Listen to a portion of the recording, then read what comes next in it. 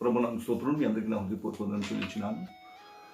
ముఖ్యంగా Valentine's day శుభాకాంక్షలు తెలియపరుస్తున్నాను. ఈ వాలంటైన్స్ డే అన్నది నేటి దినములలో ప్రపంచమంతటా వ్యాపించిన ఒక ప్రత్యేకమైన పండుగగా వేడుకగా జనులు జరిపించుకుంటున్నారు. సంవత్సరములో అనేక దినముల నుంచి ఈ యొక్క దినము కొరకు బహుమంది జనులు ఎదురు చూచుచుంటారు. బహుమంది ప్రేమికులు ఎదురు చూచుచుంటారు. ఎందుకంటే వాలంటైన్స్ డే అంటే ప్రేమికుల రోజు అన్న ఉద్దేశంతో దీనిని ఒక వేడుకగా జరిపించుకోవాలనే ఉద్దేశం కలిగిన వారే సంవత్సరం అంతయు అదేవిధంగా జీవించుచున్నప్పటికీ, అదే ప్రేమ కలిగి ఉన్నప్పటికీ ఈ దినం కొరకు ప్రత్యేకంగా ఎదురు చూచుచుంటారు. ఎందుకంటే ఈ దినమునకు ప్రత్యేకమైన ఆకర్షణ. ముఖ్యంగా ఇటు యవ్వనస్తులు కానీ ఇటు యవ్వనులు కానీ ఎవరైనప్పటికీ ఈ రోజు కొరకు ప్రత్యేకమైన ఏర్పాట్లు చేసుకుంటారు. ఎలాగంటే ఈ దినమున తమ ప్రియులకు లేకపోతే తమ ప్రియాళ్లకు చాక్లెట్లు ఇచ్చుకొని, లేకపోతే పూలగుచ్చములు ఇచ్చుకొని, వారికి ఇష్టమైన బహుమానాలు ఇచ్చుకొని, లేక వీరి స్తోమతకు తగిన విధమైన బహుమానాలు ఇచ్చుకొని వారి ప్రేమను వెల్లడిపరుచుకుంటారు. అయితే ఈ దినం యొక్క ఆచారము వలన వ్యాపారులకు బహువిస్తారమైన వ్యాపారము చేకూరి తద్వారా వారు లాభమును సంపాదించుకుంటున్నారు. సరే, ఇది ఒక ప్రక్క ఉంటే, మరో పక్క ఈ వాలంటైన్స్ డే కొరకు బహు రకమైన సిద్ధపాట్లు జరుగుతాయి. ఇటు ప్రియురాలు కానీ ఇటు ప్రియుడు కానీ తన ప్రియుడికి ఇష్టమైన విధంగా తయారవ్వాలి, తన ప్రియుడికి ఆకర్షించే విధంగా తను తయారవ్వాలి, తన ప్రియుని యొక్క దృష్టిని ఆకట్టుకోవాలి. అట్టి విధమైన తయారులు, అట్టి విధమైన బహుమానులు, అట్టి విధమైన ఆకాంక్ష కలిగి ఇటు ప్రియురాలు తయారవుతుంటారు. అదే సమయంలో అక్కడ ప్రియుడు తన ప్రియురాలని ఆకట్టుకునే విధమైన చక్కనైన వస్త్రోద్ధరణ, చక్కనైన బండి లేక చక్కనైన బహుమానము, ఆమెను ఆకర్షించే విధమైన బహుమానము కలిగి ఎదురు చూచు ఉంటారు. ఈ విధంగా ఈ దినం కొరకు ప్రత్యేకంగా సిద్ధపడుతుంటారు. అయితే ఈ దినం యొక్క ప్రాముఖ్యత గురించి ఒకసారి మనం ఆలోచించినట్లయితే, నేటి దినములలో ప్రపంచవ్యాప్తంగా సమాజం అంతటిని ఈ యొక్క దినము ఆకట్టుకుంది. సమాజం ప్రపంచమంతయు దీనిని ఒక ప్రత్యేకమైన వేడుకగా జరిపించుకొని చుంటారు. కారణం ఏంటంటే ఇది ప్రేమికుల దినోత్సవం. ఈరోజు ప్రేమను వ్యక్తపరిచే దినము. అయితే ఈ వాలంటైన్స్ డే యొక్క ప్రాముఖ్యత ఏంటి, దీనికి ఉన్న గుర్తింపు ఏంటి, అసలు ఈ వాలంటైన్స్ డే వెనుక ఉన్న అంతరార్థం ఏంటి అన్నది ఎంతమందికి తెలుసు అని ఆలోచించినట్లయితే ప్రశ్నార్థకమే. ఈ దినమును ఆచరిస్తూ ఈ దినమును వేడుకగా జరిపించుకున్న అనేకులకు ఈ విషయము తెలియదు. వాలంటైన్స్ డే వస్తుంది, ఆ రోజు మనము ప్రేమికులముగా కలుసుకోవాలి, ప్రేమికులముగా సమయం గడుపుకోవాలి, ప్రేమికులముగా మనము ఆ కార్యం చేయాలి, ఈ కార్యం చేయాలి, ఈ విధమైన అలవాటే. కానీ ఈ దినం యొక్క ప్రాముఖ్యత జనులకు తెలియదు. అయితే దీని వెనుక ఉన్న విషయం ఏంటి అన్నది మనము ఒకసారి ఈరోజు తెలుసుకోబోతున్నాం. వాలంటైన్స్ డే ఇది ఎప్పటి నుంచి ప్రాచుర్యంలో ఉందంటే, రోమనులు లోకము నిలుచున్న కాలం నుంచి ఈ దినము ఆచరణలో ఉంది. ఈ వాలంటైన్స్ డే వెనుకాల ఒక దైవికమైన వ్యక్తి యొక్క మరణ చరిత్ర దాగి ఉంది. దాని గురించి మనము ఈరోజు తెలుసుకోబోతున్నాం. క్లౌదియా చక్రవర్తి రాజ్యం చేర్చిన కాలంలో క్లౌదియా చక్రవర్తి కుమారుడైన క్లౌదియా II పరిపాలనకు వచ్చిన తరువాత సైన్యమును బలపరుస్తూ, సైన్యమును విస్తరింపజేసే క్రమములో సైన్యమును యుద్ధము వైపే దృష్టి ఉంచేలాగా, సైన్యమును దేశ భద్రత కొరకు మాత్రమే వాడుకునేలాగా వారి దృష్టిని దేశం వైపే లేకపోతే యుద్ధం వైపే కేంద్రీకరించే విధంగా ఇతను ఆలోచిస్తూ, ఇట్టి విధమైన కేంద్రీకరణ కావాలి అంటే, ఇట్టి విధమైన ఏకాభిప్రాయం ఏకదృష్టి కావాలంటే వీరికి వివాహమును కాకూడదు అని అతను ఆలోచించాడు. ఎందుకంటే అతని దృష్టి ప్రకారం వివాహం జరిగితే వీరిలో ఏకాగ్రత పోతుంది. కారణం ఏంటంటే వివాహమైనందువలన కుటుంబం మీద వీరికి ఆకాంక్ష కలిగి ఉంటుంది, కుటుంబం పట్ల వీరికి తలంపులు కలిగి ఉంటాయి. దీని వలన యుద్ధము మీద దృష్టి పెట్టలేరు. దీని వలన దేశమునకు నష్టము వాటిల్లుతుంది, దేశ భద్రతకు భంగము వాటిల్లుతుంది అని ఆలోచించి ఇతను ఒక శాసనం తయారు చేస్తాడు. ఏంటి ఆ శాసనం అని ఆలోచించినట్లయితే, ఎవరు దేశములో వివాహములు జరిపించుకొనకూడదు, ఎవరు దేశములో వివాహములు చేసుకొనకూడదు. ఆ విధంగా అయితే యుద్ధములకు వెళ్ళేవారు అనేకులు కూడుతారు. ఎందుకంటే ఆదిములలో భూలోకమంతటిని రోమనులు పాలించేవారు. భూలోకమంతటిని గ్రీకు దేశస్తులని, గ్రీకు సామ్రాజ్యమును అంతమొందించి రోమనులు పరిపాలనలోకి వచ్చారు. పరిపాలనకు వచ్చిన వీరికి మరలా భయం ఉంది. ఒకవేళ ఎవరైనా వారిని మళ్ళా అటువంటి విధంగా తరిమే అవకాశం ఉంది. కాబట్టి అటువంటి విధంగా తరమకూడదు, అటువంటి విధమైన బలహీనతలకు వారు వెళ్ళకూడదు. అంటే వీరికి బలమైన సైన్యం కావాలి. ఎవరు వీరిని ఎదుర్కొనే స్థితిలోనికి రాకూడదు. అంటే మొట్టమొదటి మన సైన్యం బలపరుచుకోవాలి. ఈ ఉద్దేశంతో అతను వివాహ వ్యవస్థను రద్దుపరిచాడు. అయితే వివాహ వ్యవస్థను అయితే రద్దుపరిచాడు, కానీ మనుషులలో మనోభావాలను రద్దుపరచలేకపోయారు, రద్దుపరచలేరు కూడా. కారణం ఏంటంటే వివాహ వ్యవస్థ అన్నది దేవుడు ఏర్పాటు చేసిన ఏర్పాటు.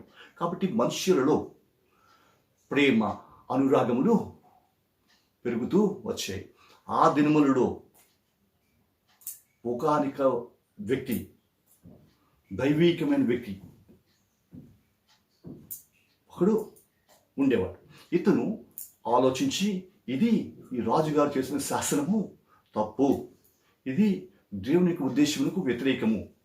ఒకటి. రెండవది, వీరి ప్రేమను రద్దుపరచడం క్రమం కాదు, వివాహ వ్యవస్థను ఆపివేయడము సరి అయిన పద్ధతి కాదు అని ఆలోచించి రాజును ఎదుర్కొని నిలబడే అవకాశం లేక ఇతడు ప్రేమించుకున్న వారిని, లేకపోతే ప్రేమను ఒకరినొకరు ఇష్టపడిన వారిని రహస్యంగా వారికి వివాహములు జరిగిస్తూ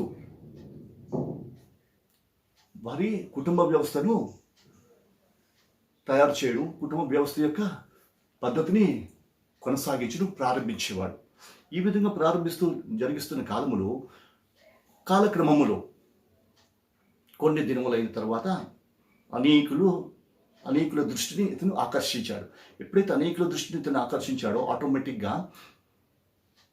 వివాహ వ్యవస్థ కూడా ప్రబలడం ప్రారంభించింది. ఎప్పుడైతే ఈ విధంగా ప్రబలడం ప్రారంభించిందో అనూహ్యమైన స్థితిలో రాజుగారి దృష్టికి ఈ విషయం వెళ్ళిపోయింది. ఫలానా వ్యక్తి ఈ విధంగా చేయుచున్నాడు అని అతని మీద ఎప్పుడైతే వెళ్ళిపోయిందో వెంటనే ఆ క్లౌదియా చక్రవర్తి ఏం చేశాడంటే ఈ వ్యక్తిని బంధించి చెరసాలలో వేయించేశాడు. ఈ వ్యక్తిని బంధించేసి చెరసాలలో అయితే వేయించేశాడు, కానీ ఇతని మనసును మాత్రం బంధించలేడు. ఇతని మనసులో ఉన్న ప్రేమ, అనురాగము, సేవా తాత్పర్యము బంధించలేడు. కాబట్టి బందీశాలలో ఇతను వేసేశాడు. ఇతని ఏమీ చేయకుండా ఎదురు చూస్తున్నాడు, ఏం చేద్దామా అని. అయితే బందీ గృహలో ఉండి కూడా అతను ఏం చేసేవాడంటే బందీశాలలో ఉన్న వారికి సేవ చేయడం ప్రారంభించాడు, వారికి పరిచర్య చేయడం ప్రారంభించాడు, వారి అవసరతలకు సహాయపడడం ప్రారంభించాడు. వారి కష్టములో, వారికి ఆదరణ అవసరమైన విషయంలో, వారి బలహీనతలో వారికి పలు విధములుగా సహకారిగా ఉంటూ వారి యొక్క దృష్టిని కూడా ఆకర్షించడం ప్రారంభించాడు, వారి యొక్క ప్రేమను ఆకర్షించడం ప్రారంభించాడు. ఈ క్రమంలో ఆ జైలు అధికారి యొక్క కుమార్తె కూడా ఆ చిట్టాలో చేరింది. ఏ విధంగా చేరిందంటే, జైలు అధికారి కుమార్తె అంధురాలు, ఆమెకి దృష్టి లోపం ఉంది. అయితే ఈ దృష్టి లోపం ఉన్న ఆవిడ గురించి కూడా ఇతను ఆలోచించడం ప్రారంభించాడు. ఆమె మీద ఇతను దృష్టి పడింది. ఆమెకి సేవ చేయాలి, ఆమెకి పరిచర్య చేయాలి, ఆమె అంధత్వమును నా వలనైనంత వరకు తొలగించాలి అని ఆమె వైపు దృష్టి పెట్టి ఆమె గురించి ఆలోచిస్తూ ఇతరులకు సేవ చేస్తున్న విధంలోనే ఆమె కూడా సేవ చేయడం, పరిచర్య చేయడం ప్రారంభించి ఆ విధంగా సేవ చేస్తున్న క్రమములో ఒకానొక దినమున ఆమె చూడగలిగే స్థితిలోనికి ఇతను ఆమెను తీసుకొని వచ్చాడు. ఎప్పుడైతే ఈ పరిస్థితి వచ్చిందో వెంటనే ఆమె దృష్టిని ఇతను ఆకర్షించాడు. ఆమె దృష్టి ఈయన మీద పడింది. కారణం ఏంటంటే అంతవరకు అంధురాలు, ఏమీ చూడలేదు, ఏమీ కనిపించడం లేదు. కానీ ఎప్పుడైతే దృష్టి వచ్చిందో రాగానే దీనికి కారకుడైన వ్యక్తి గురించి ఆమె ఆలోచించడం ప్రారంభించడం సహజం. సో ఈ విధంగా వారి ఇరువురి మధ్య సాన్నిహిత్యం పెరిగింది, వారి ఇరువురి మధ్య ప్రేమ పెరిగింది.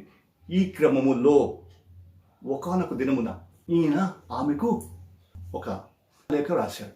కిందన తన సంతకం పెట్టాడు.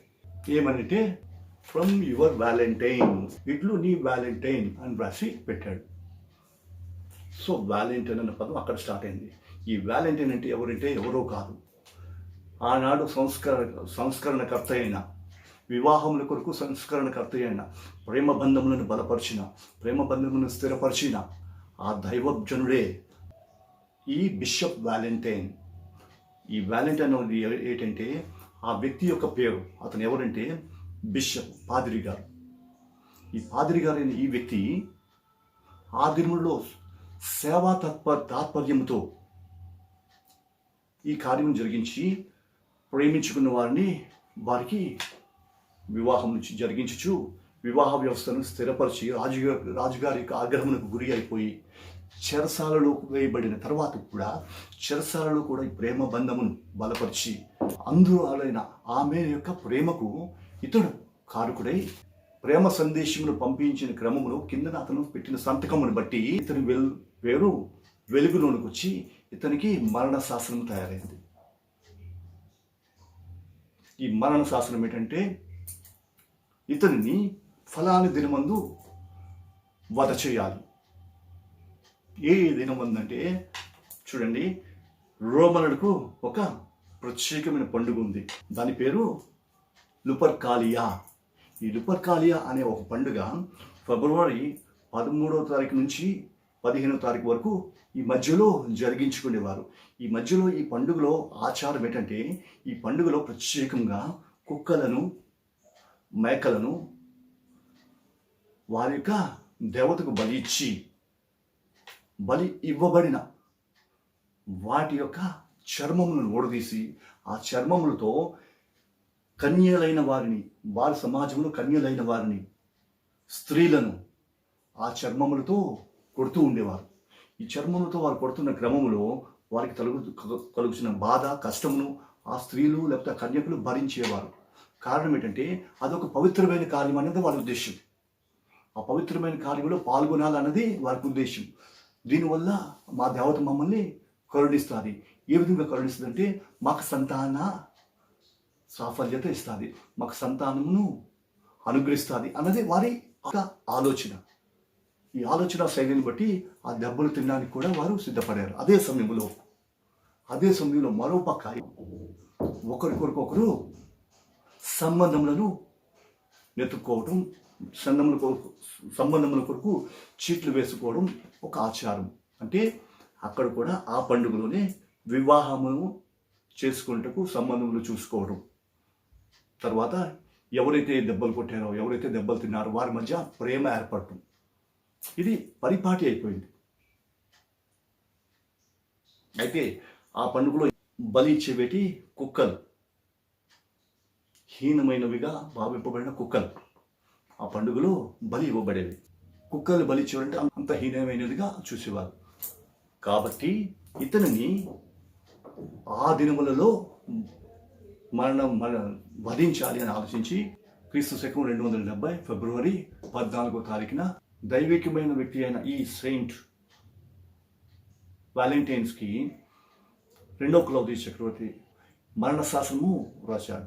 కాబట్టి నాటి నుంచి అది వ్యాలంటైన్స్ డేగా గుర్తింపులోకి వచ్చింది. అయితే 200 సంవత్సరముల తర్వాత, నాటి నుంచి 200 సంవత్సరముల తర్వాత రోమన్ క్యాథలిక్లు పరిపాలనలోకి వచ్చారు. రోమన్ క్యాథలిక్ అధికారంలోకి వచ్చింది. ఎప్పుడైతే రోమన్ క్యాథలిక్ అధికారంలోకి వచ్చిందో ఈ రోమన్ క్యాథలిక్ ఏం చేస్తుందంటే రోమన్లు ఆచరిస్తున్న ఆ అన్య ఆచారమును బహిష్కరిస్తూ వీళ్ళు ఉరి తీయబడిన ఆ వ్యాలంటైన్స్ని తెర మీదకి తీసుకొచ్చి అతను వధింపబడ్డాడు కదా, ఆ రోజుని ఒక ప్రత్యేకమైన పండుగగా పెట్టి, అంటే పాత పండుగని తొలగించడానికి గాను ఈ వ్యాలంటైన్స్ యొక్క మరణమును ఒక పండుగగా పెట్టి విందు చేసి ఇది వ్యాలంటైన్స్ డే, ఇది పండుగ ఉత్సవము అని ప్రకటన చేశారు. ఈ విధంగా చేసి లుపర్కాలియా అనే ఆ రోమన్ల అన్య ఆరాధన సిద్ధాంతాన్ని తుడిచివేశారు. కాబట్టి నాటి నుంచి వ్యాలంటైన్స్ డే ని ఆచరించడం ప్రారంభించారు. ఈ వ్యాలంటైన్స్ డేని ఎందుకు పెట్టారంటే అన్ని ఆచారాన్ని పారద్రోలడానికి గాను ప్రేమకు చిహ్నంగా మరణించిన ఈ వ్యక్తి పేరు మీద ఆ దినమున వ్యాలంటైన్స్ డే అని వారు ప్రకటించి అది శాసనంగా తయారు చేశారు. అది వ్యాలంటైన్స్ డే వెనుకనున్న చరిత్ర. కాబట్టి నాటి నుంచి వ్యాలంటైన్స్ డే అన్నది ప్రాచుర్యంలోనికి వచ్చింది. ఇది మనకి ఎంతమందికి తెలుసు ఒకసారి ఆలోచించండి. సరే, అది ఆ విధంగా ప్రారంభమైన ఆ వ్యాలంటైన్స్ డే ఈరోజు ప్రపంచమంతటిని స్వాధీనపరుచుకొని ప్రపంచమంతటిని శాసిస్తుంది. వ్యాలంటైన్స్ డేని ప్రేమికుల దినంగా ఆచరిస్తున్నారు. సంతోషం, మంచిదే. కానీ ప్రేమ అన్నది మనం ఆలోచించినట్టయితే ప్రేమ ఎన్ని రకములు అన్నది కూడా మనం ఒకసారి తెలుసుకోవాలి. దయచేసి వీడియో అంతా వింటే ఇందులో ఉన్న సారాంశం మనకి అర్థమవుతుంది. మన వరకు అవసరమైనంత వరకు విని తర్వాత ఆపేస్తే విషయం మనకి అర్థం కాదు. కాబట్టి దయచేసి పూర్తిగా వీడియో విన్నట్లయితే మీకు అర్థమవుతుంది. సరే, ప్రేమ ఎన్ని రకములు అని మనం ఆలోచించినట్లయితే కనీసం నేను ఒక 5 రకములు మాత్రం చెప్తాను. దాన్ని మనం శ్రద్ధగా విందాం. ప్రేమను 5 రకములుగా హెబ్రీ భాషలో దేవుని యొక్క గ్రంథమందు దేవుడు ప్రేమను 5 రకములుగా చూపించారు. 5 రకముల్లో మొట్టమొదటిది అహావా, అంటే ఇది తల్లిదండ్రుల ప్రేమ. అంటే తల్లిదండ్రులు బిడ్డల పట్ల చూపించే ప్రేమను ఇది సూచిస్తుంటుంది. ఇది ఒక రకమైన ప్రేమ. తల్లిదండ్రులు బిడ్డల పట్ల అమితమైన ప్రేమ కలిగి ఉంటారు. బిడ్డల పట్ల విస్తారమైన ప్రేమ, త్యాగమును చూపిస్తుంటారు. పిల్లల కోసం దేనినైనా త్యాగం చేయడానికి సిద్ధపడతారు. ఇది దేవుడు మోషేతో ఇస్సాకు గురించి మాట్లాడుతున్నప్పుడు ఇస్సాకు పట్ల మోషేకి కలిగిన ఆ ప్రేమను పరీక్షించడం అక్కడ మనకి అర్థమవుతుంది. రెండవది అగాపై ప్రేమ. ఈ అగాపై ప్రేమ అనేది ఏంటంటే దేవుడు నరుల పట్ల చూపించిన ప్రేమ. దేవుడు నరుల పట్ల చూపించిన ప్రేమ ఏంటి అని మనం చూసినట్లయితే దేవుడు మనుషుల పట్ల చూపించిన ప్రేమ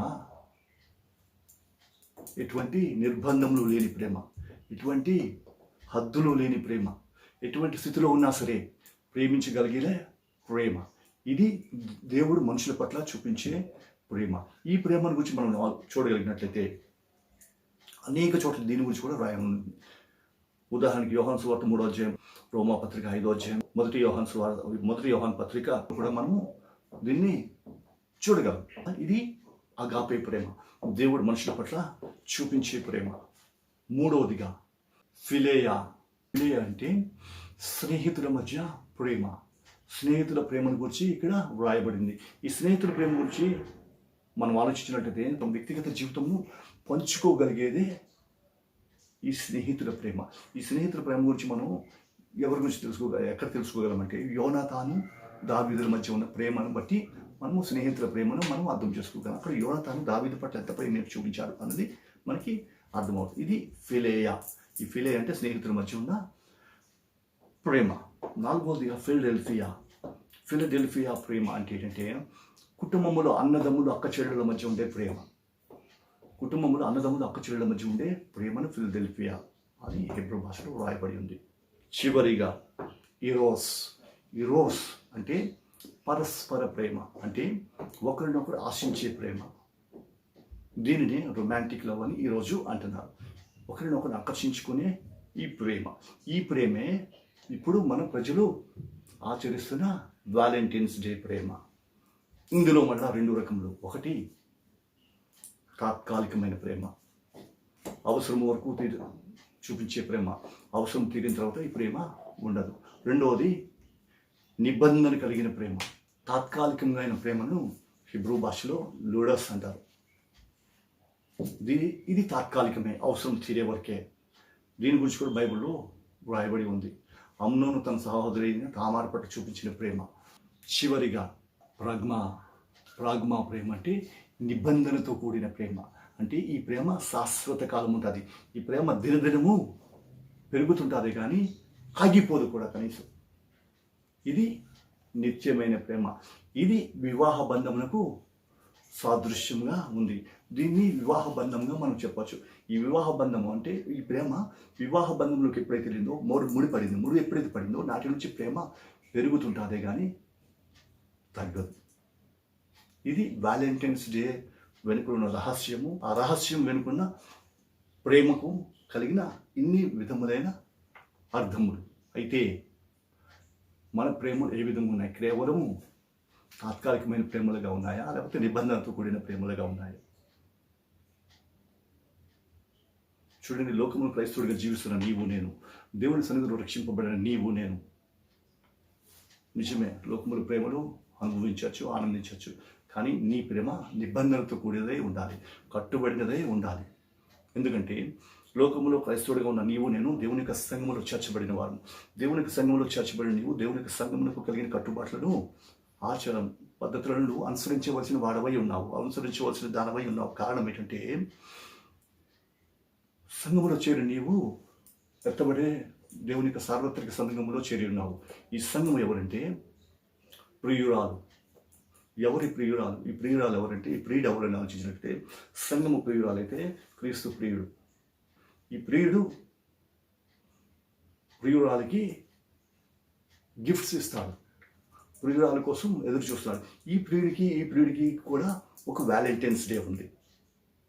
ఆ వ్యాలంటైన్స్ డేకి కోసమే ప్రియురాలు సిద్ధపడుతుంది, ప్రియుడు సిద్ధపరుస్తున్నాడు. చూడండి, ఇక్కడ భూలోకం ముందు అయితే ప్రియురాలు తన మటుకు తను సిద్ధపడుతుంది, తన ఏర్పాటు తను చేసుకుంటుంది. కానీ సంఘం యొక్క ప్రియుడైతే ఏం చేశాడు? సంఘం కొరకు తనే ఏర్పాటు చేశాడు. ఎఫెసీ పత్రిక 5:27 మనము దీన్ని చూడగలము. అటువలే క్రీస్తు సంఘమును ప్రేమించి అది ముడతైనను కళంకమైనను అట్టిది మరేదేనూ లేక నిర్దోషమైనదిగాను పరిశుద్ధమైనదిగా తన ఎదుట నిలబెట్టుకుని వలనని దాని కొరకు తను తాను అర్పించుకున్నాను. ఇక్కడ ప్రియురాల కోసం తను తాను సమర్పించుకొని, అది రొమాంటిక్ డే రోజు, ఆ రోజు వ్యాలంటైన్స్ డే దినమందు పవిత్రమైనదిగా, ముడత కళంకము లేనిదిగా, సంపూర్ణమైనదిగా కనిపించుటకు తను తాను సమర్పించుకొని ఈ ప్రియురాల్ని సిద్ధపరచుకుంటున్నాడు. అటువంటి సంఘంలో నిలిచిన నీవు దేవుడు తీర్చిదిద్దుతున్న విధంగా నువ్వు తీర్చబడుతున్నావా? ఆ వ్యాలంటైన్స్ డే కొరకు, అంటే ప్రభు యొక్క రాకడ దినం కొరకు నిన్ను సిద్ధపరుస్తున్నాడు. ఆ రాకడ దినమందు ఆయనతో నువ్వు కలుసుకునే సమయం మందు ఆయన సిద్ధపరుస్తున్న విధంగా నువ్వు సిద్ధపడుతున్నావా, తయారవుతున్నావా? ఆయన దృష్టిని ఆకర్షించే విధమైన సంపూర్ణ స్థితిలోకి నిన్ను నీవు నడిపించుకొంచున్నావా? సిద్ధపడుతున్నావా? చెక్కబడుతున్నావా? ఆయన దిద్దుబాటుకు నువ్వు లోబడుతున్నావా? అట్టి విధంగా లోబడాలి అంటే, అట్టి విధమైన స్థితిని నువ్వు కలిగి ఉండాలంటే 1 పేతురు పత్రిక 3:3 నుంచి 6 వరకు మనం చూసినట్లయితే అక్కడ చెప్తాడు సంఘం ఏ విధంగా సిద్ధపడాలి, దేవుని బిడ్డ అన్నవాడు ఏ విధంగా సిద్ధపడాలి అంటే, జడలు అల్లుకుంటూ బంగారు నగలు పెట్టుకుంటూ అక్షయ అలంకరములు కాకుండా ఆత్మ సంబంధమైన అలంకరములతో నిన్ను నీవు అలంకరించుకోవాలి. అవే నీకు అలంకారములుగా ఉండాలి. ఏంటి ఉండాలి? ఆత్మ సంబంధమైన కార్యములు నీకు అలంకారంగా ఉండాలి. ఆత్మ సంబంధమైన కార్యములు అంటే ఏంటంటే, గలతీ పత్రిక 5:22 మనము అవన్నీ చూడగలం.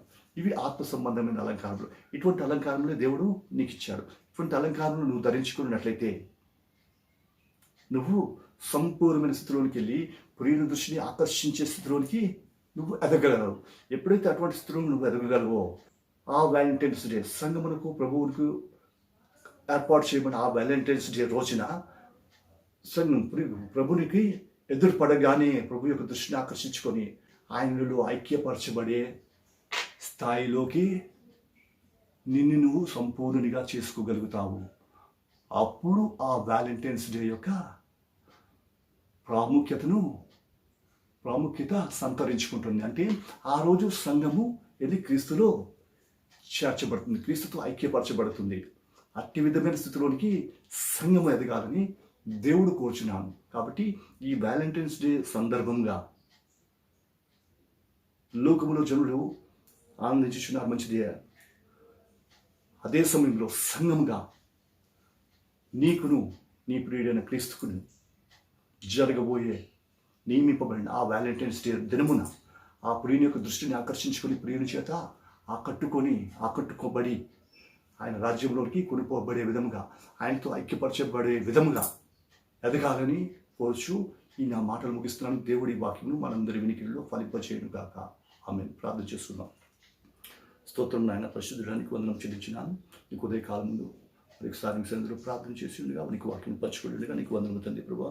అవును దేవా, వాలంటైన్స్ డే యొక్క ప్రాముఖ్యతను తెలుసుకున్నాం, సంతోషం. అదే సమయంలో తండ్రి ప్రభా సంఘముగా తండ్రి ప్రభా ప్రియురాలైన సంఘమునకు ప్రియుడైన నీకు కలిగిన ఆ వాలంటైన్స్ డే కొరకు సంఘము సిద్ధపరచుండగా సిద్ధపాటును నీవు ఏర్పాటు చేసిన విధంగా సిద్ధపరచు, మమ్మల్ని చక్కపరచుకొచ్చు.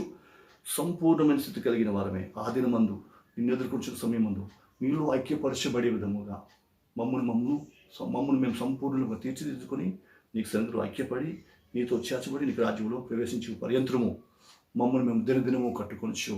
బలాభివృద్ధి సహాయం చేసి కృప చూపించాలి. యేసు నామమున అడుగుచున్నాము తండ్రి, ఆమేన్.